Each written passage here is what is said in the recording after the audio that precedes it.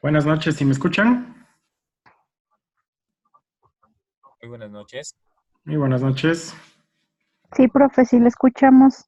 muchas gracias. Saludos, Omar. Javier te saluda. Saludos, ¿cómo estás? Bien, hermano, ¿y tú? Listo, esperando tu clase. Muchas gracias. Bueno, muy buenas noches. A nombre de la U Emprende Empresa Pública, les queremos dar la bienvenida a esta segunda sesión de Derechos de Autor. La próxima semana vamos a aplicar lo que es Flip Classroom y la siguiente hemos de terminar con la parte de herramientas, ¿no? Entonces queremos darles la bienvenida, espero de que se sientan a gusto del curso. Este módulo es uno de los más importantes, ya que siempre no tenemos la precaución de citar, ¿no? Citar o dar los derechos de autor a la persona que ha creado una obra. ¿Sí? Entonces vamos a ir explicando paso a paso la temática correspondiente. No se olviden que el viernes 26 de julio, un poco para recordarles, del 2019, estará habilitada la nueva evaluación de Flip Classroom desde las 0 horas hasta las 23:55, por favor. Estas últimas evaluaciones no se habilitarán, así que tengan en sus agendas muy pendiente de ello.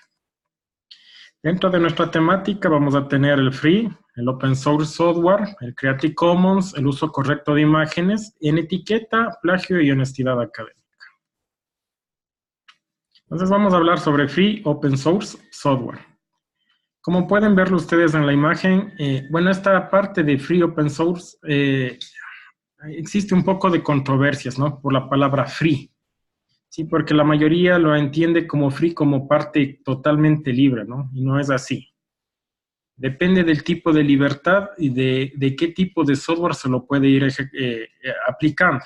Como ustedes pueden ver en la ilustración, en la parte derecha, tenemos 3 tipos de libertades, ¿no?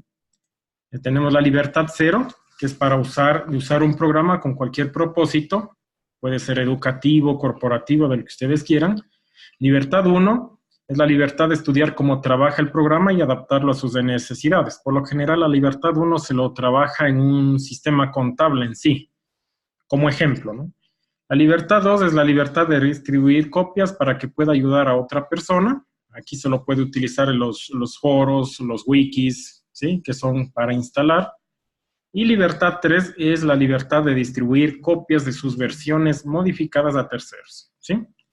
De modo de que toda la comunidad se beneficie. Es decir, aquí, por ejemplo, lo podemos hablar lo que es el Moodle, ¿sí? Y algunas herramientas más. Lo importante que me da el free, en este caso, es ejecutar, copiar, mejorar, distribuir, estudiar, cambiar. Me da una serie de gamas para yo poder tratar un tipo de software. El realizador estaba en una esquina mirando, según puedo recordarlo. Dentro del open source, aquí como pueden ver en la ilustración, ¿sí? Tenemos un ejemplo de open source. Como lo pueden ver ustedes, es Linux, con su sistema operativo para escritorios, Android para la parte de celulares, WordPress, Joomla, y también aquí lo podemos agregar también Moodle, ¿no? Se lo llama así el software creado con la intención de compartirlo libremente. No se olviden eso. Las personas pueden hacer cualquier tipo de modificación o mejora, ¿sí? Entonces, ¿cuáles son sus ventajas? Acceso al código. Lo más importante es que este código, de acuerdo a las comunidades de desarrollo, son muy importantes para irlo mejorando. Esa es una gran ventaja que tiene lo que es open source, que yo constantemente tengo una gran comunidad de desarrolladores y lo van puliendo y perfeccionando. Por eso en la actualidad Linux está siendo un gran competidor, ya está con los sistemas operativos de iOS y de Microsoft, ¿sí? Entonces es un aliado muy estratégico estas comunidades de programadores porque pueden ver todas las debilidades y obviamente irlas mejorando. Por eso uno de los sistemas que no son tan vulnerables a hackeos, ¿sí? Obviamente son los sistemas operativos Linux, porque obviamente es una comunidad de todo tipo, ¿no? Que se encarga de velar y de solucionar algún tipo de inconvenientes. Aquí no es necesario pagar por su uso, ¿sí? Es decir, es libre, yo puedo bajarlo y obviamente me ahorro en las escrituras de línea de código. Aquí es lo que utilizamos, lo que es la programación orientada a objetos, que puedo yo coger ese objeto y reutilizarlo. Uno de los open source, por ejemplo, les hablo en el área de programación, que más se utiliza es la validación de la cédula, ¿sí? Por ejemplo, la validación de cédulas, ustedes cuando programan ya está desarrollado por algunas comunidades. Lo que ustedes es escoger ese código y adaptarlo para cualquier sistema que vayan a desarrollar, ¿sí? Es decir, ahorran tiempo, ¿sí? Y también, obviamente, son códigos que ya son perfeccionables, ¿sí? Entonces, el soporte de la comunidad de usuarios o desarrolladores de código, como les decía, es una gran comunidad. Cada vez va siendo más gente que se va involucrando en esta parte de open source. Vamos a ver la parte de Creative Commons, ¿no? Como pueden ver en esta ilustración, tenemos todo lo que son las licencias y derechos de autor. Como ustedes ya han visto en las ilustraciones, tenemos lo que es la licencia de Creative Commons restrictivas. ¿Cuáles son las restrictivas? Que me da algún tipo de restricción, ¿no? Es decir, no puedo cumplir con alguno de estos iconos, como lo pueden ver que está con su flecha de inclinada, ¿sí? A esto lo llamamos que tienen tipo de restricciones. Entonces, estas restricciones obviamente pueden ser que no lucrativas, ¿sí? De compartición y todo lo referente. Las licencias de Creative Commons abiertas o declaración, ¿sí? Es que se puede utilizar el código, es decir, se puede compartir de igual y también se puede dar una atribución directa para la obra de quien realizó, ¿sí? Hay que tener mucho cuidado con esta situación, por favor. Cuando se desarrolla contenido en sí y estoy absorbiendo contenido de imágenes o algún tipo de texto, ¿sí? Que sea de la red, y si contiene este tipo de licencias también deberíamos utilizarlo y dar los créditos correspondientes, ¿sí?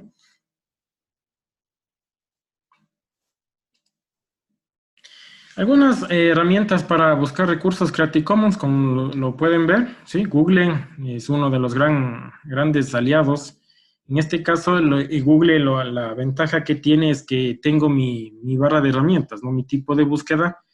Busco en imágenes, herramientas, y ahí busco el tipo de licencias, ¿sí? Tenemos aquí el CC Search, obviamente aquí ya me busca de acuerdo al contenido de licencias, ¿sí? Otro que es uno de los más buenos y les recomiendo es Pixabay. Ahí tenemos todo lo que es tipo de imágenes con respecto a licenciamiento, ¿no? Sí, a lo menos Pixabay y Google son los que yo más trabajo. Son muy buenos para encontrar cualquier tipo de imágenes. También tenemos otro de FreePic, ¿sí? AvoPix y PLX, ¿sí? Entonces, obviamente, siguen la misma, y Motosha, ¿no? Estos siguen la misma lógica también de compartición, ¿sí? Siempre respetando los derechos de autor.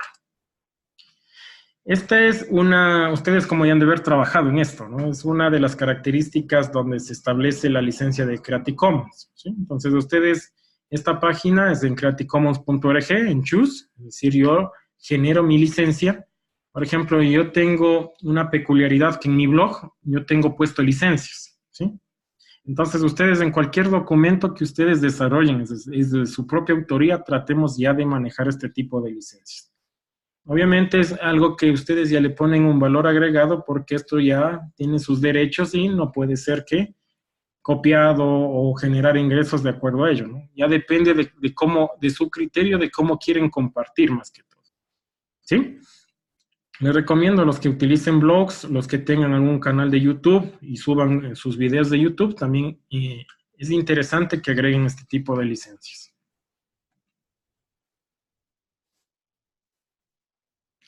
Sí, entonces aquí para hacer una reflexión les hablo que a nivel de Ecuador está un poco, no se toma un valor real, ¿no? No se toma un valor real de lo que es la parte de licenciamiento. Por ejemplo, si yo aquí, como ustedes saben, la piratería es lo que más demanda aquí, ¿sí?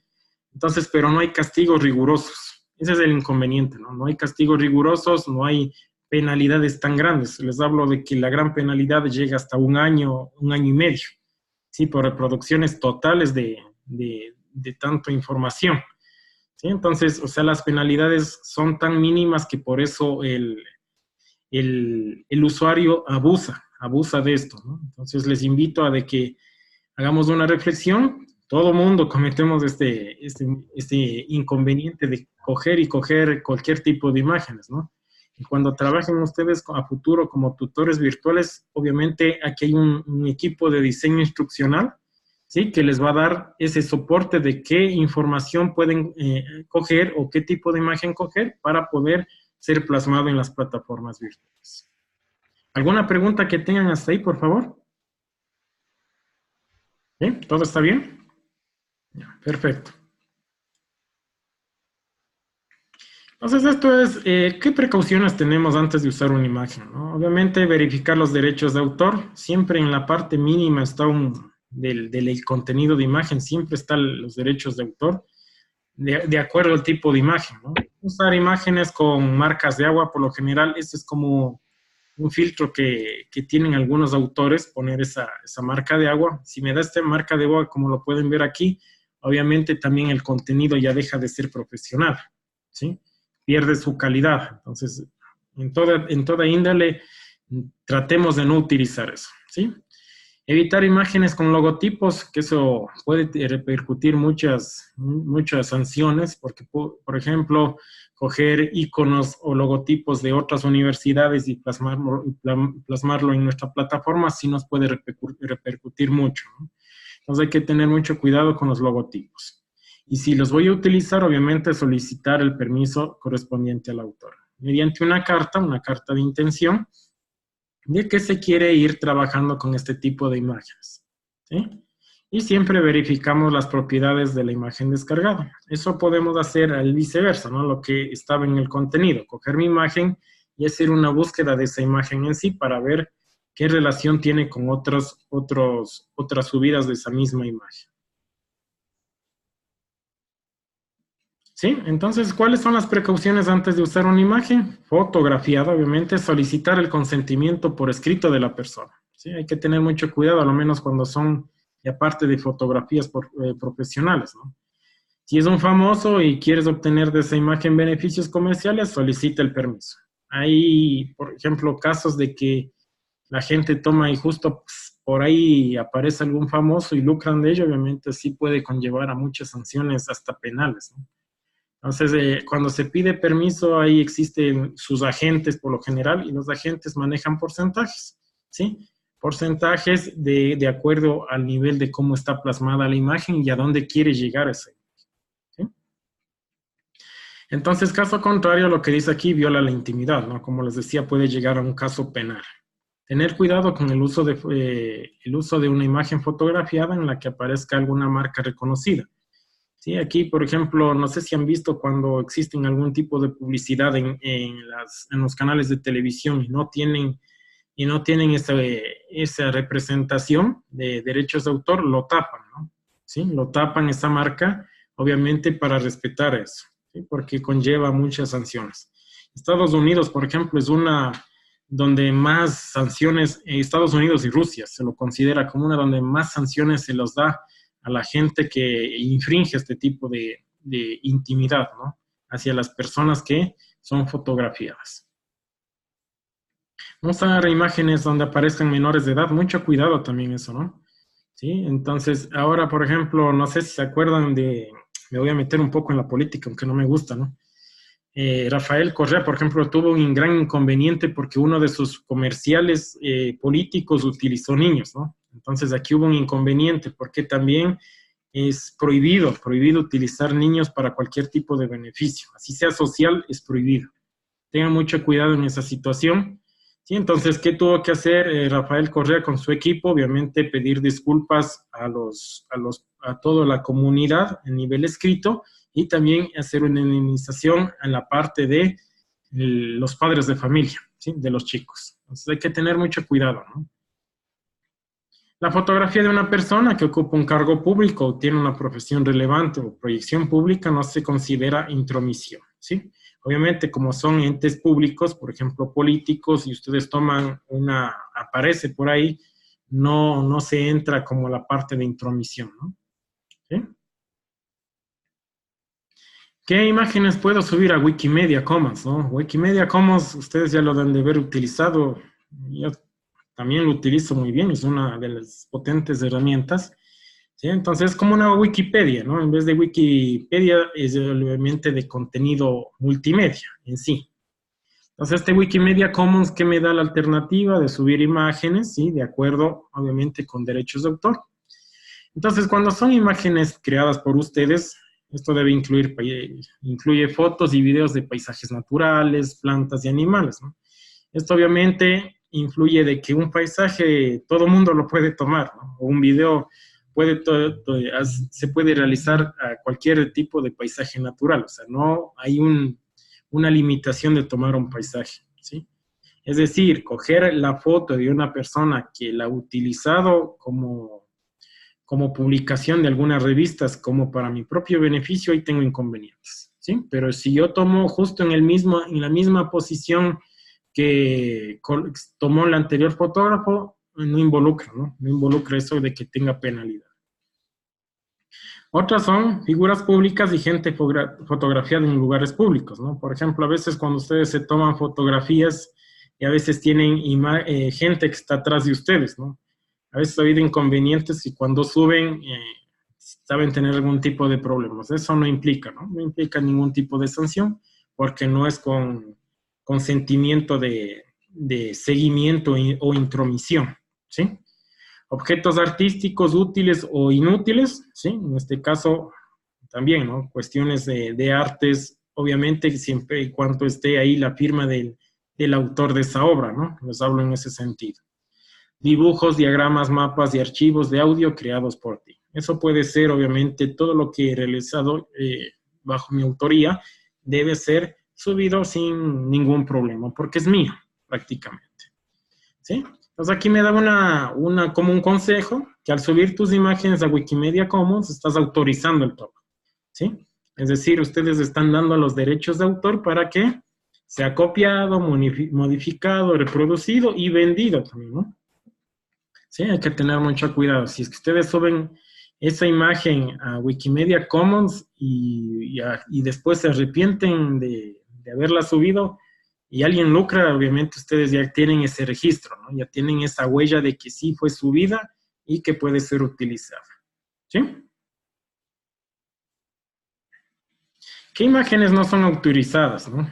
No te será permitido como trabajos de logotipos, lo que les decía, portadas de CDs, DVDs, imágenes promocionales, ¿sí? Por lo general, muchos se tienden la marca Nike, Adidas, Under Armour, por lo general Coca-Cola, siempre entran en esa competición de demandas, ¿no? Por ejemplo, estas empresas se dedican a buscar dónde realizan copias, ¿no? Dónde hay la parte fraudulenta. Ellos más ganan que vendiendo zapatos en ganar demandas, aunque ustedes no lo crean, ¿sí?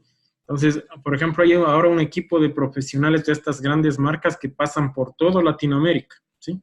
Haciendo inspecciones a algunas marcas reconocidas. Por ejemplo, la ventaja de aquí que Marathon Sport, ¿sí? Aunque ustedes no lo crean, Marathon Sport tiene una gran alianza con Nike y Adidas, ¿sí? Es decir, Nike y Adidas dio los derechos para que con la misma maquinaria, pero con la misma tela de Nike, se produzcan camisetas aquí, hechas en Ecuador, ¿sí? Entonces, eso es lo que hace ahora Marathon Sport, por ejemplo, ¿sí? Y reduce costos de importación, pero obviamente sí respeta los derechos de autor, de tanto de una marca como de la otra, ¿sí? Capturas de pantalla de películas, programas de televisión o software con licencia, ¿no? Personajes de televisión, historietas o películas, ni aún siendo dibujos animados. Por ejemplo, en dibujos animados hay un gran inconveniente, ¿no? ¿Sí? Porque a veces tratan de hacerle, de ese mismo dibujo animado, por ejemplo, le tratan de hacer algo similar, ¿no? Pero con otro nombre. ¿Sí? También ahí sabe dónde más demanda se tiene, ¿no? Imágenes publicadas reiteradamente en Internet, cuando ustedes tengan imágenes constantes de esa, valga la redundancia, de esa misma imagen, sí, también no se autoriza subir, ¿no? Porque eso no se sabe cuál es el autor. Sí, aquí hay unas dos excepciones. Puedes subir algún trabajo de otra persona siempre y cuando el autor te conceda el permiso, ¿no? Lo que decíamos anteriormente, como modificar, copiar y vender. Puedes subir fotografías de alguna obra de arte, tal como alguna estatua, pintura o especificación antigua, usualmente con 150 años de antigüedad. ¿Sí? ¿Alguien me puede decir qué es en etiqueta? Interactuemos un poco. Comportamiento de una persona en la red. Correcto, es el comportamiento de una persona en la red, ¿no? Dentro de estos comportamientos, obviamente, eso estamos, por ejemplo, en educación en línea, justo ahora éramos viendo con el equipo, ¿no? De que debemos normar tanto las aulas virtuales, el manejo en sí, cuando tengamos un chat, cuando tengamos los foros y también, obviamente, en correo electrónico. Todos estos medios deberían utilizarse en etiqueta, ¿sí? Ya les voy a dar los 10 mandamientos, ¿sí? En etiqueta, para que puedan verlo. ¿Sí? Entonces aquí tenemos, ¿no? Sí lo pueden plasmar, ¿no? Entonces la regla número 1, recuerde lo humano, la buena educación, por favor. Siempre el respeto, es decir, el buenos días, buenas tardes y buenas noches, ¿sí? Regla número 2, compórtate como en la vida real. Entonces a veces la gente piensa de que porque está en la parte de red puede hacer lo que él quiera, ¿sí? Entonces hay que comportarse como en la vida real.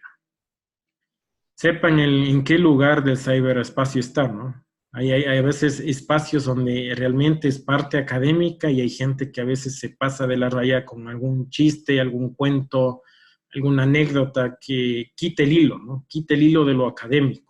Entonces hay que saber en qué lugar del ciberespacio se está trabajando. Por ejemplo, en las plataformas de la UTN nosotros tenemos el famoso foro de dudas e inquietudes y el foro de café virtual. Sí, el dudas e inquietudes obviamente es netamente académico. No voy a meter nada de chistes, cuentos o algo que distraiga la atención del estudiante. Nosotros tenemos un lugar llamado Cafetería Virtual, en el cual nosotros hacemos este tipo de interacción más social. Entonces sí hay que distinguir los espacios, más que todo. Respetar el tiempo y el ancho de banda de los demás, ¿sí? Es decir, tenemos que a veces cuando compartimos un video o generamos algún tipo de crítica mediante video, obviamente hasta eso consume ancho de banda y molesta, ¿no? Molesta porque a otras personas que tendrían que hacer la parte académica en sí, por ver ese video, baja, ¿no? Baja el tipo de ancho. La forma de escritura, por favor, utilicemos las palabras completas, ¿sí? No caigamos en esa redacción y gramática la que está pegando de hoy en día, ¿no? De que se ponen nombres o palabras incompletas para ya dar una secuencia de alguna frase, ¿no? Ser claro y coherente más que todo, ¿sí?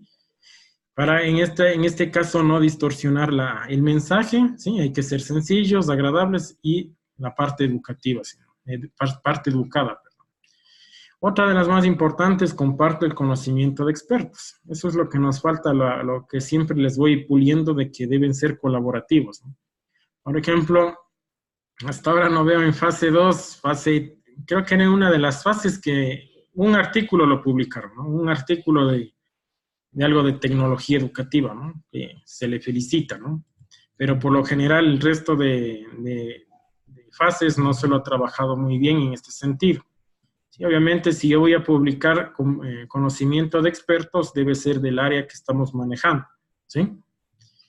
Otra que debe ser es ayudar a que las controversias se manejen o se mantengan bajo control. Cuando alguien genera controversia, genera crítica más que constructiva, destructiva, por favor no dar hilo o no soltar más, como saben decir, candela en esta secuencia, ¿no?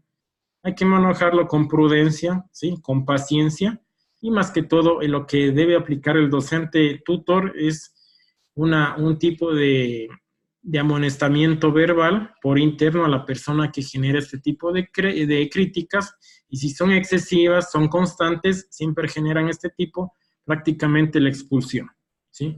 Hasta aquí sí existe ese ámbito de expulsar a la persona que en vez de estudiar viene a generar polémica, ¿no?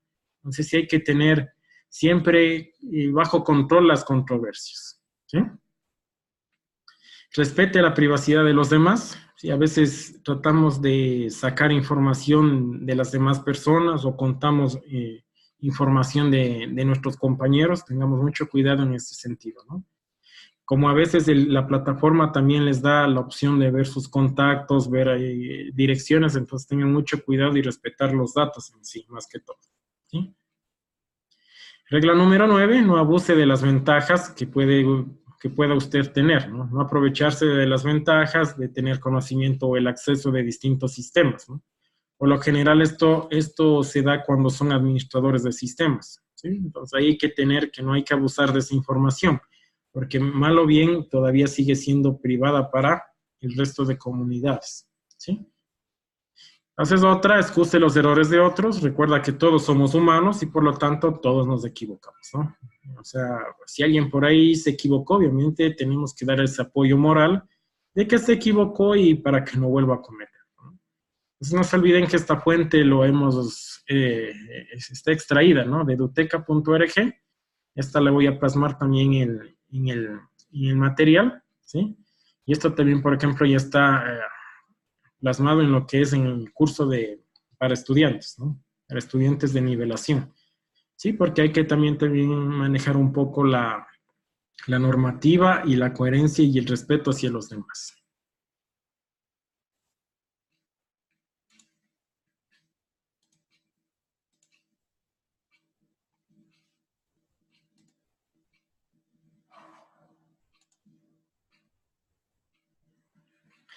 Pues vamos con la parte de plagio para terminar, ¿no? Plagio y honestidad académica. Plagiar es hacer propias las ideas de otros, ¿no? Prácticamente es apoderarme o empoderarme de todo lo que es de otra persona. Eso es prácticamente plagiar, ¿sí?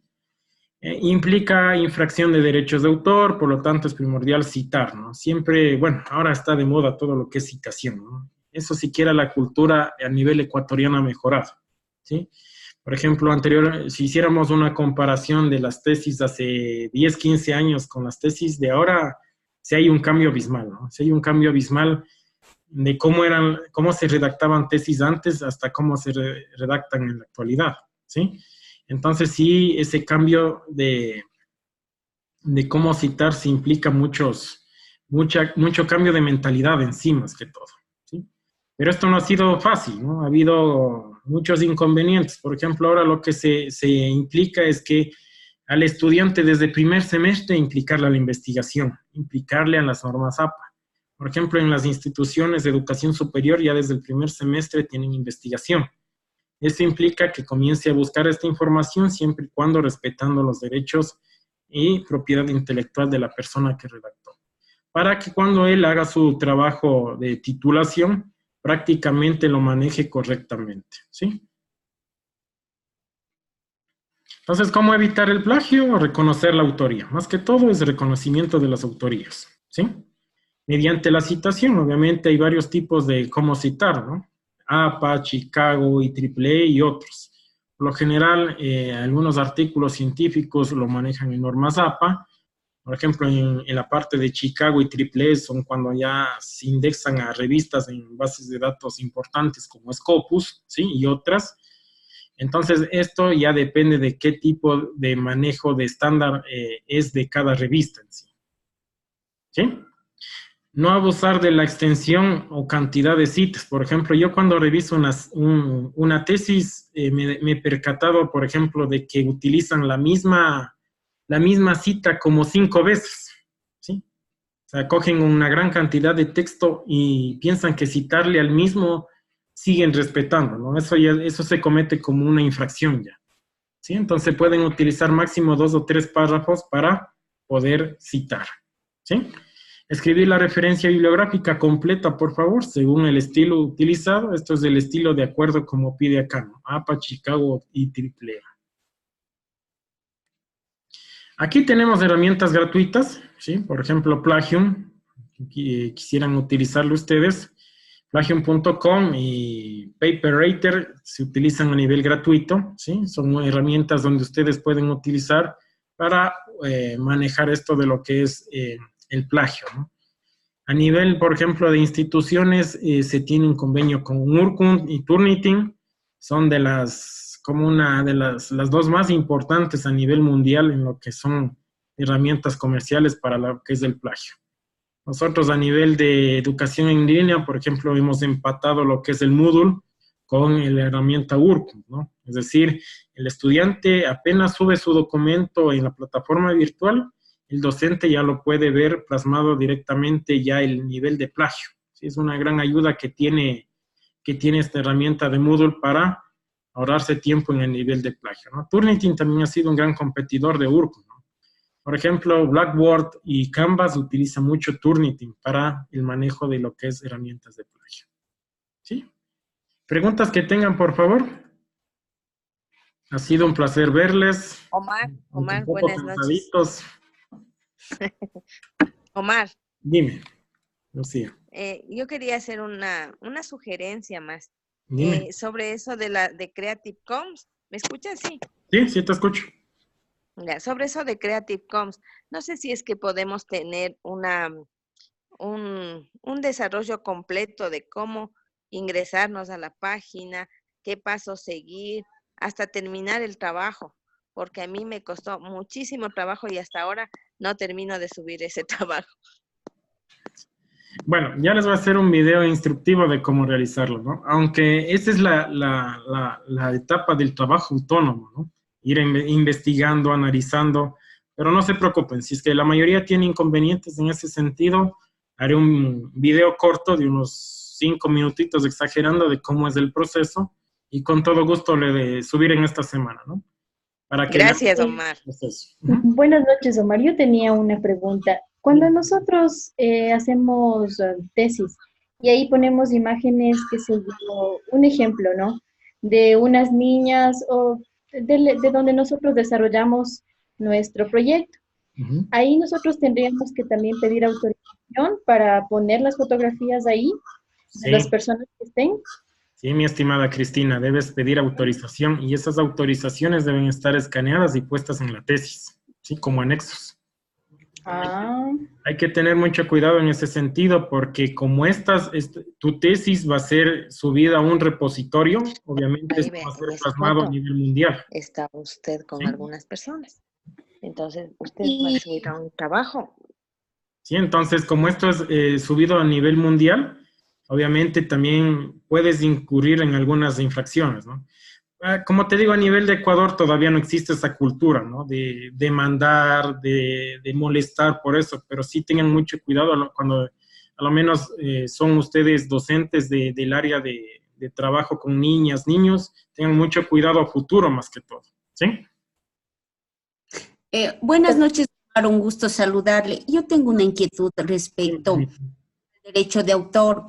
Por ejemplo, si no se publica en la red o es un trabajo interno dentro de un grupo,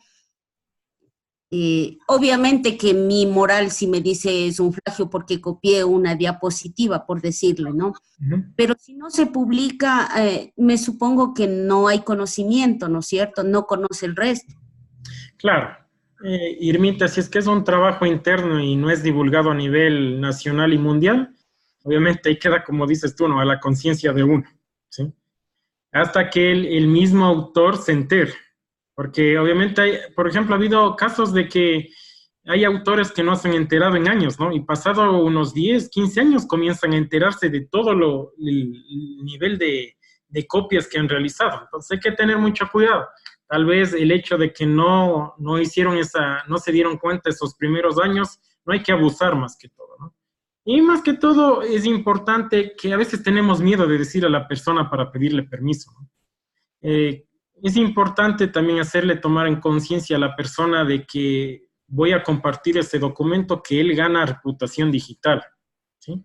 La reputación digital hay que tenerla muy, muy en alto y también la identidad digital, ¿no? Lo que hemos hablado en los anteriores módulos, ¿sí? Entonces, si a mí me citan, a mí me nombran y estoy en la red nombrado como un artículo de calidad, por ejemplo, a mí no me va a dar miedo decir, toma y publica, ¿sí? Porque a mí me va a mejorar eso. Eso es el gran inconveniente que tenemos en la sociedad, ¿sí? Que no tienen esa cualidad de ser colaborativos y también de compartir esa información. Sí, Omarcito, también quería compartirle, yo tuve la oportunidad de que mi proyecto sea evaluado por vicerrector de la Universidad UNIR de España. Entonces, yo ya mantuve un contacto con él y él me está dando todos sus blogs para compartir, porque tiene buena información y actualizada, y que eso nos sirve en la capacitación para los docentes. Entonces, yo debo citarle al Javier Tourón, es de la Universidad UNIR, y está tan buena la información, me dijo, toma todo lo que tú desees para la capacitación. Entonces, es recomendable ponerle como tú lo dices, es democratizar y aprovechar ese conocimiento de países desarrollados.